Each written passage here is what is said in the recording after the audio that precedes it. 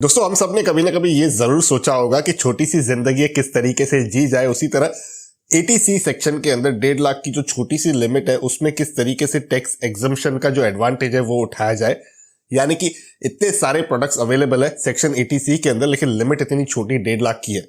तो यहाँ पर आज के इस वीडियो में मैं आपकी इस प्रॉब्लम के लिए सॉल्यूशन लेकर आया हूँ, जहां पर मेरे जो बेस्ट 3 ऑप्शन है रैंक 1, 2, 3 वो आपके साथ डिस्कस करूंगा।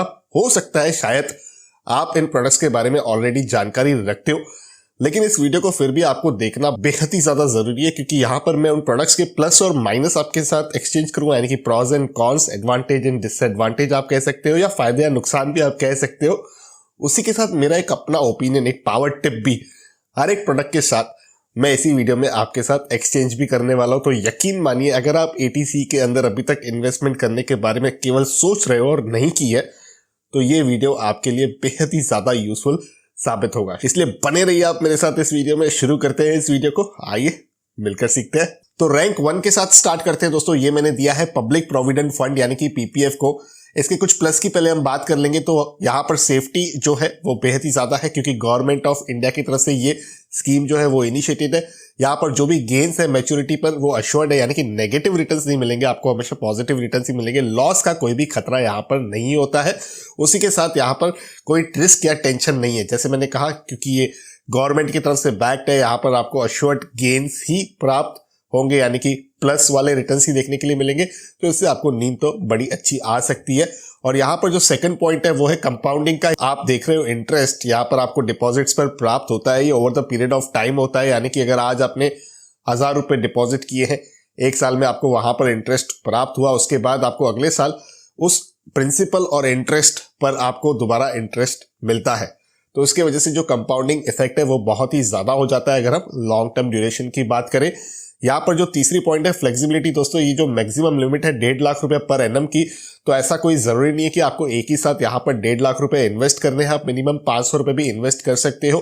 और हाँ, ये बात याद रहे कि आप केवल 12 इंस्टॉलमेंट्स में ही पैसे यहाँ पर डिपॉजिट कर सकते हो। तो इस चीज को आप ध्यान में जरूर रखिएगा। और उसी के साथ हम कुछ नेगेटिव्स की तरफ भी बढ़ते हैं, यानी कि माइनस मुझे क्या लगते हैं स्कीम के, वो भी मैं आपके साथ शेयर करना पसंद करूंगा। एक तो टेन्योर है। जी हाँ, 15 साल बहुत ही बड़ा टेन्योर होता है। काफी यूथ जो है वो 15 साल के टेन्योर को देखकर ही पीपीएफ में इनरोल नहीं करते, यानी कि इस अकाउंट में इन्वेस्ट नहीं करते हैं। पार्शियल विड्रॉल भी एक चैलेंज है, क्योंकि यहाँ पर 7th ईयर के बाद ही, जब भी आपने परचेस किया है उसके 7th फाइनेंशियल ईयर के बाद ही आपका क्वालिफिकेशन होता है पार्शियल विड्रॉल के लिए। पूरा पैसा आप तब भी नहीं निकाल सकते हो। तो ये भी टेन्योर कहीं ना कहीं मुझे लेंदी लगता है। अगली पॉइंट की बात करें तो लिक्विडिटी एक कंसर्न है, क्योंकि ये भी जुड़ी हुई है कहीं ना कहीं फर्स्ट पॉइंट से। आपका पैसा काफी टाइम के लिए यहाँ पर अटक जाता है। तो इस बीच में अगर कोई भी इमरजेंसी आती है, कोई अदर प्रायोरिटी आ जाती है आपके लाइफ में, तो उसके लिए आपको लिक्विडिटी यहाँ पर अपने हाथ में नहीं मिलती है। जिस तरीके से म्यूचुअल फंड या स्टॉक आप फटाफट बेच के 3 दिन में पैसा अपने बैंक अकाउंट में ले लेते हो, उस तरीके की फ्लेक्सिबिलिटी यहाँ पर आपको देखने के लिए नहीं मिलती है। अब तीसरी जो इंपॉर्टेंट कंसर्न वाली पॉइंट ये है कि इंटरेस्ट रेट्स यहाँ पर फिक्स्ड नहीं है। और जब से मैंने पीपीएफ को देखना शुरू किया है तब से इंटरेस्ट रेट डिक्रीज ही होते आए हैं। मैं उम्मीद करता हूं कि कुछ ना कुछ इंटरेस्ट रेट्स में बढ़ोतरी जरूर होगी आने वाले कुछ क्वार्टर्स में, लेकिन आज तक के ट्रेंड की बात करें तो यहाँ पर हमेशा डाउन ट्रेंड ही देखा गया है, जिसकी वजह से आपने कई सारे वीडियो के थंबनेल्स देखे होंगे कि डिपॉजिट 1000 गेट 1 करोड़। तो वो मैच्योरिटी अमाउंट कहीं ना कहीं इम्पैक्ट जरूर करेगा अगर इंटरेस्ट रेट्स यहाँ पर चेंज होते गए, खास करके डिक्लाइन होते रहे तो ये प्लस और माइनस चीजें थी पीपीएफ को लेकर। लेकिन एज अ पावर टिप में आपको बताऊं, आप पीपीएफ अकाउंट खोलना चाहते हो तो इसमें आप एक चीज जरूर कीजिए कि जो भी आपको इन्वेस्टमेंट करनी है उस फाइनेंशियल ईयर की एटीसी के अंदर, यहाँ पर 1.5 लाख एज एग्जांपल अगर हम ले, तो वो आप अप्रैल मंथ में ही कर दीजिए। इस तरीके से जनवरी या फरवरी मंथ तक वेट ना करें। उससे फायदा ये होगा कि आने वाले 11 महीनों तक आपको उस अमाउंट पर भी इंटरेस्ट मिलता रहेगा, जिससे लंबी अवधि में जो कंपाउंडिंग का इफेक्ट है उससे आपको अच्छा लाभ मिलेगा।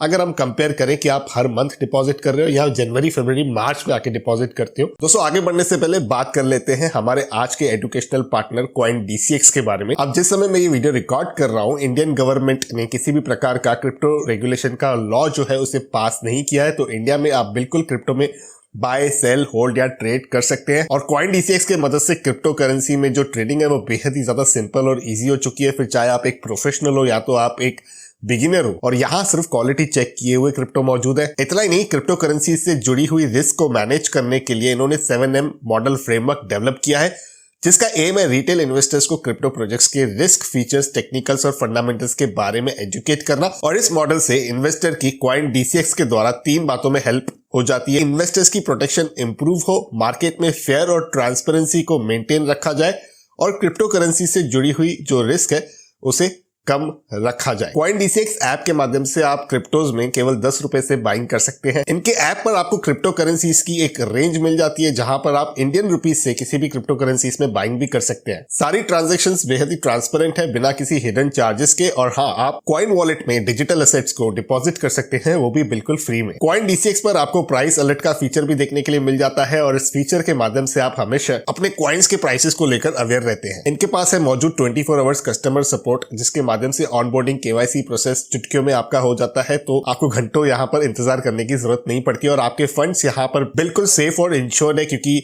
यहाँ 2 फैक्टर ऑथेंटिकेशन, विड्रॉल, पासवर्ड जैसे मल्टीपल सिक्योरिटी फीचर्स मौजूद है। और ये ऐप एक ISO सर्टिफाइड भी है और जो भी जरूरी कंप्लायंस फीचर्स हैं जैसे KYC, AML प्रोसीजर्स, उन्हें फॉलो किया जाता है। सीखने के लिए यहाँ DCX लर्न प्लेटफॉर्म है, जो एक फ्री एजुकेशनल पोर्टल है। इसके माध्यम से आप क्रिप्टो करेंसीज और ब्लॉकचेन के बारे में काफी कुछ जान सकते हैं। इतना ही नहीं, अगर आप नीचे डिस्क्रिप्शन में दी गई लिंक के माध्यम से कॉइन DCX ऐप को डाउनलोड करके निवेश 100 कूपन कोड को यूज करते हो तो आपको 100 रुपए के free bitcoin as a welcome gift भी मिल जाएंगे। तो इन्वेस्ट ऑन कॉइन DCX, क्योंकि फ्यूचर यही है।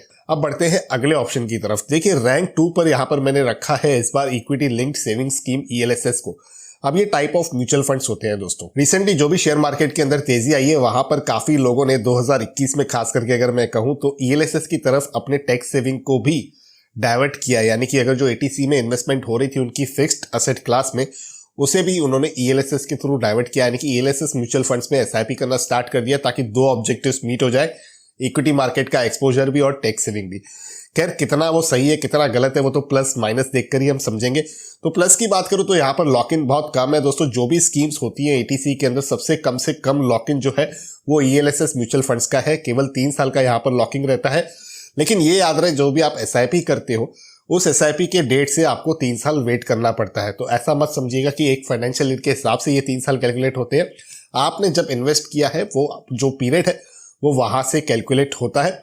लेकिन हाँ, एक और भी अच्छी चीज है कि टैक्स एफिशिएंसी काफी यहाँ पर बेहतर मिलती है आपको अदर फिक्स्ड रिटर्न प्रोडक्ट से। यहाँ पर मान लीजिए अगर कोई व्यक्ति 30% के टैक्स ब्रैकेट में है, तो फिक्स्ड रिटर्न के जो भी इंस्ट्रूमेंट्स है वहां पर ज्यादातर इंस्ट्रूमेंट्स में आपको जो इंटरेस्ट है उसको जोड़ना पड़ता है अपने ही इनकम में। तो उस वजह से आपकी टैक्स की लायबिलिटी काफी बढ़ जाती है। लेकिन वहीं पर ELSS म्यूचुअल फंड्स में क्योंकि 3 साल का लॉक इन पीरियड है, तो बाय डिफॉल्ट वो लॉन्ग टर्म कैपिटल गेन के अंडर क्वालिफाई होते हैं और प्री स्पेसिफाइड लिमिट है 10% की। तो यहाँ पर आपके गेन्स पर केवल 10% का ही टैक्स आपको चुकाना पड़ता है और उसमें भी 1 लाख रुपए तक की हर फाइनेंशियल ईयर में एग्जम्पशन होती है। और रिटर्न्स ही जो सबसे ज्यादा अट्रैक्ट करते हैं म्यूचुअल फंड में इन्वेस्ट करने के लिए। तो ये तीसरी पॉइंट है, हाई रिटर्न्स। यहाँ पर अगर मैं कंपेयर करूं बाकी सारे प्रोडक्ट्स के साथ, तो यहाँ पर रिटर्न्स बहुत ही ज्यादा है। 15 से 20% भी देखने के लिए मिलते हैं, लेकिन जनरली जितना मैंने यूज्ड केसेस देखे हैं वो 9 से 12% में तो जरूर देखे ही है। तो टैक्स इफिशिएंसी को अगर हम देखें, लो लॉक इन पीरियड को देखें और इस प्रकार के रिटर्न्स को देखें तो काफी अट्रैक्टिव ही है। और इसकी वजह से हम कह सकते हैं कि बाकी इंस्ट्रूमेंट्स के कंपेयर में ये सबसे ज्यादा है। लेकिन कुछ माइनस को भी यहाँ पर देख लेते हैं जो बहुत ही मजेदार है। देखिए, काफी ज्यादा हाई रिस्क होती है। यहाँ पर जो इन्वेस्टमेंट होती है वो इक्विटीज में होती है और equities as a asset class काफी वोलेटाइल है दोस्तों। यहाँ पर कोई भी आपको गारंटीड रिटर्न्स नहीं मिलते हैं और यहाँ पर आपके लॉस होने के भी चांसेस होते हैं। मान लीजिए आपने 2022 में ELSS में 1.5 लाख रुपए की इन्वेस्टमेंट कर दी, तो उसकी जो मैच्योरिटी है 2025 में ठहरती है। तो इसमें आप रिडम्पशन यानी इसे बेच पाओगे 3 साल के बाद, यानी कि 2025 में। और मान लीजिए तभी अगर मार्केट ऊपर नहीं रही तो ये म्यूचुअल फंड्स कहीं ना कहीं आपको नेगेटिव रिटर्न्स दिखा सकते हैं। तो इस चीज को आप जरूर ध्यान में रखिएगा कि आपको कितने समय के लिए पैसे चाहिए, क्योंकि ELSS में सबसे मेजर प्रॉब्लम ये होती है कि लोग यही माइंडसेट लेके आते हैं कि 3 साल के बाद मैं इसे विड्रॉ कर दूंगा, या वो अपनी गोल शीट है वहां पर लिखना शुरू कर देते हैं कि 3 साल के बाद भैया मुझे 9 से 12% के रिटर्न्स के साथ ये पैसा वापस मिल जाएगा, जो बिल्कुल भी जरूरी नहीं है। वोलेटाइल एसेट क्लास में आपके पैसे इन्वेस्ट हो रहे हैं, तो इस चीज को आप जरूर फैक्टर कीजिएगा। जो दूसरा नेगेटिव मुझे लगता है कि टोटल बेनिफिट कहीं ना कहीं बहुत कम है। मैंने काफी ऐसे लोग देखे हैं जिन्होंने म्यूचुअल फंड्स में इन्वेस्ट कर रखा होता है, SIP चल रही होती है, लेकिन बीच में अगर उन्हें अपॉर्चुनिटी दिखती है जहां पर मार्केट थोड़ा सा नीचे है और उन्हें लमसम पैसा इन्वेस्ट करना होता है अपने म्यूचुअल फंड्स को बैलेंस करने के लिए, ताकि रुपी कॉस्ट एवरेजिंग का बेनिफिट लॉन्ग टर्म में वो उठा पाए। तो उस केस में भी जो लिमिट है, अपर लिमिट यानी कि 1.5 लाख रुपए की है। अब चाहे आप 10 लाख इन्वेस्ट कर दो या 20 लाख इन्वेस्ट कर दो टैक्स सेविंग म्यूचुअल फंड्स यानी कि ELSS में, आपको जो क्वालिफिकेशन होगी ATC में यानी कि जो एग्जम्पशन मिलेगी टैक्स की, वो केवल 1.5 लाख रुपए तक ही मिलती है। तीसरा जो है दोस्तों पॉइंट नेगेटिव जो मुझे लगता है वो है मैनेजमेंट कॉस्ट को लेकर। अब यहाँ पर एक एक्सपेंस रेशो होता है, क्योंकि आप म्यूचुअल फंड्स में इन्वेस्ट करते हो, वहां पर टाई पहने हुए फंड मैनेजर्स होते हैं जो आपके पैसे को मैनेज करते हैं। तो यहाँ पर एक एक्सपेंस रेशो के रूप में आपसे एक फीस जो है वो वसूली जाती है। अब इसमें पावर टिप अगर मैं दूं आपको, तो आप डायरेक्ट म्यूचुअल फंड्स चुनिए, कोई भी ऐसा पोर्टल चुनिए जहां से आपको डायरेक्ट म्यूचुअल फंड्स की सुविधा मिल सके। आप डायरेक्टली म्यूचुअल फंड्स के वेबसाइट पर जाके भी डायरेक्ट म्यूचुअल फंड्स में इन्वेस्टमेंट कर सकते हैं, जिसमें होगा क्या कि जो रेगुलर म्यूचुअल फंड्स होते हैं जो आपको एजेंट्स के माध्यम से मिलते हैं या जो ब्रोकर्स आपको सेल करते हैं, उसके कंपेयर में यहाँ पर एक्सपेंस रेशो काफी ज्यादा कम होता है। और लॉन्ग टर्म में अगर हम देखें, क्योंकि इस प्रकार के म्यूचुअल फंड्स मिनिमम 3 साल आप रखोगे, मैक्सिमम शायद आप 10 साल भी रखो, 15 साल भी रखो, तो उस समय के ड्यूरेशन के लिए काफी ज्यादा इंपैक्ट करता है। अगर आपका एक्सपेंस रेशियो कम है तो वहां पर रिटर्न में कहीं ना कहीं बेनिफिट यानी कि उसका लाभ जो है वो आपको ही प्राप्त होगा। अब बढ़ते हैं थर्ड रैंक के ऑप्शन की तरफ, जो है नेशनल सेविंग सर्टिफिकेट। यूजुअली मैं इसे काफी बार कवर कर चुका हूं अपने इस YouTube चैनल पर। इसके कुछ प्लस के बारे में डिस्कस कर लेते हैं दोस्तों। अगेन ये backed by government of India है, तो यहाँ पर आपको अश्योर्ड अमाउंट लिखा हुआ, जी हाँ, अगर किसी व्यक्ति को लिखा हुआ अमाउंट चाहिए एक तय ड्यूरेशन के बाद, जो ड्यूरेशन इसकी 5 साल की है, तो वे व्यक्ति NSE को जरूर चुन सकते हैं अपने टैक्स एग्जम्पशन इन्वेस्टमेंट के लिए। यहाँ पर किसी भी प्रकार का रिस्क नहीं होता है, कोई भी टेंशन नहीं है। आराम से पोस्ट ऑफिस से आप नेशनल सेविंग सर्टिफिकेट खरीद कर घर लाइए और चैन की नींद आप पा सकते हो। 5 साल के बाद दोबारा आपको जाना है, रिडीम कराना है, जो पैसा लिखा हुआ है उतना ही पैसा आपको आपके बैंक अकाउंट में प्राप्त भी हो जाता है। तो सेफ्टी बहुत ही बढ़िया है। यहाँ पर लोन फैसिलिटी भी आप अवेल कर सकते हो। एज अ कोलेटरल आप नेशनल सेविंग सर्टिफिकेट को रख सकते हो और उसके अगेंस्ट आपको लोन मिल जाता है काफी रीजनेबल रेट्स पर।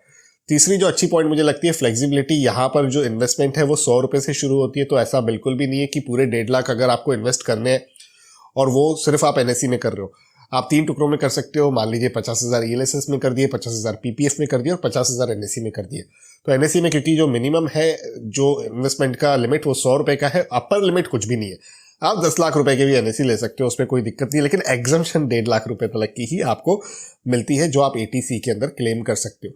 कुछ नेगेटिव्स की अगर हम बात करें तो यहाँ पर री इन्वेस्टमेंट ऑप्शन आपको कुछ नहीं देखने के लिए मिलता है। यानी कि ऐसा नहीं है कि आपने एक बार 6.8% इंटरेस्ट रेट्स पर NSE में इन्वेस्टमेंट करी है और 5 साल के बाद एक एग्जाम्पल 5% के इंटरेस्ट रेट्स हो गए, तो आप कहोगे मेरा तो 6.8% का है, मुझे उस पर ही रिन्यू करके दीजिए। जी नहीं, ऐसा बिल्कुल नहीं होगा। आपको एक NSE पूरे जो है वो मैच्योर होके आपको आपके पैसा जो है आपके बैंक अकाउंट में मिलेगा। उसके बाद आपको नए NSE जो भी उस समय का रेट ऑफ इंटरेस्ट है, हो सकता है 8% भी हो सकता है 5% भी हो, जो भी उस समय के रहेंगे उस पर आपकी फ्रेश इन्वेस्टमेंट होती है। तो ये कहीं ना कहीं मुझे एक नेगेटिव बात लगती है। दूसरी जो नेगेटिव बात ये लगती है कि ब्रेकेबल नहीं है दोस्तों। आप एक बार लेकर 5 साल के लिए फंस जाओगे। इसके बराबरी आप लोन जरूर ले सकते हो, लेकिन आप ब्रेक नहीं करा सकते हो।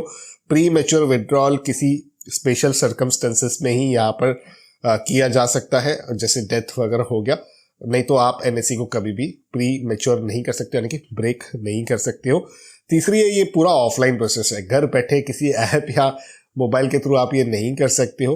कहाँ पर अभी भी लिमिटेड फैसिलिटी जो है वो ऑनलाइन की प्राप्त होती है। अगर आपके पास पोस्ट ऑफिस में ही सेविंग बैंक अकाउंट है तो वहाँ पर शायद आप कर सकते हो। मेरे पास इतने ज़्यादा यूज्ड केसेस नहीं है, मैं स्टिल इसीलिए इसको एज ऑफलाइन ही कंसीडर करता हूँ। तो कुछ लोगों को ऑफलाइन प्रोसेसेस ज़्यादा पसंद नहीं आते हैं या उनके पास समय नहीं होता है कि वो पोस्ट ऑफिस में जाए और NSE खरीदे, तो इसीलिए मैंने यहाँ पर इसे नेगेटिव में रखा हुआ है। और NSE को लेकर अगर मैं एक पावर टिप या ओपिनियन अपना शेयर करूँ तो यहाँ पर आप एक इकोसिस्टम क्रिएट कर सकते हो। यानी कि पहले 1 साल में आपने 1.5 लाख इन्वेस्ट किया, सेकेंड ईयर में किया, थर्ड ईयर में किया, फोर्थ ईयर में किया, फिफ्थ ईयर में किया। 6th ईयर से क्या होगा कि आपको मैच्योरिटी का जो अमाउंट है जो आपने फर्स्ट ईयर में करा था वो आना शुरू हो जाता है। तो उसको आप री इन्वेस्ट कर सकते हो अपने टैक्स सेविंग के लिए, यानी कि ATC के लिए। ऑफकोर्स वो 1.5 लाख से ज्यादा आएगा अगर अभी आप 1.5 लाख रुपए इन्वेस्ट करते हो। बाकी का अमाउंट आप डेफिनेटली एंजॉय कर सकते हो, अदर गोल्स के लिए डाइवर्ट कर सकते हो। लेकिन होगा क्या कि 6th, 7th, 8th, 9th, 10th years की जो टैक्स सेविंग की लायबिलिटी है वो आपके सर से हट जाएगी और ये एक इकोसिस्टम बन जाएगा जिसके माध्यम से आप 10 साल की आराम से टैक्स सेविंग की जो एग्जम्पशन लिमिट है एटीसी की, उसमें ऑटोमेटिकली आपकी जो इन्वेस्टमेंट है वो होती रहेगी। तो मैं आशा करता हूं कि आपको इस वीडियो की इन्फॉर्मेशन पसंद आई होगी। अगर आप सहमति रखते हो तो वीडियो को लाइक करें। आपके दोस्त रिश्तेदार जिन्होंने अभी तक इस साल का एटीसी का अपना इन्वेस्टमेंट का प्लानिंग नहीं करा हुआ है तो उनके साथ इस वीडियो को जरूर शेयर कीजिए ताकि उन्हें कुछ यूजफुल इन्फॉर्मेशन प्राप्त हो सके। इसके अलावा भी बहुत सारे एटीसी सेक्शन के अंदर प्रोडक्ट्स होते हैं। अगर आप चाहते हो किसी स्पेसिफिक प्रोडक्ट को मैं कवर करूं तो उसे नीचे कमेंट्स में जरूर लिखकर बताइएगा। और इसी तरह के पर्सनल फाइनेंस से रिलेटेड वीडियोस देखना अगर आपको पसंद है तो आप मेरे इस यूट्यूब चैनल को सब्सक्राइब कर सकते हो, बेल आइकन को दबा सकते हो, जिससे मेरे आने वाले सारे वीडियोस का अपडेट आप तक पहुंचेगा और यूजफुल इन्फॉर्मेशन इसी तरीके की आप तक पहुंचती रहेगी, प्राप्त होती रहेगी, जिससे आप एक समझदारी वाला डिसीजन ले सकते हो और अपने पैसे को इन्वेस्ट करके लॉन्ग टर्म में ग्रो भी कर सकते हो। तो इसी के साथ करते हैं कंक्लूड इस इंटरेस्टिंग वीडियो को यहीं पर। जल्द मिलते हैं किसी और दूसरे टॉपिक के साथ। तब तक अपने हेल्थ का और वेल्थ का जरूर अच्छे से ख्याल रखिएगा।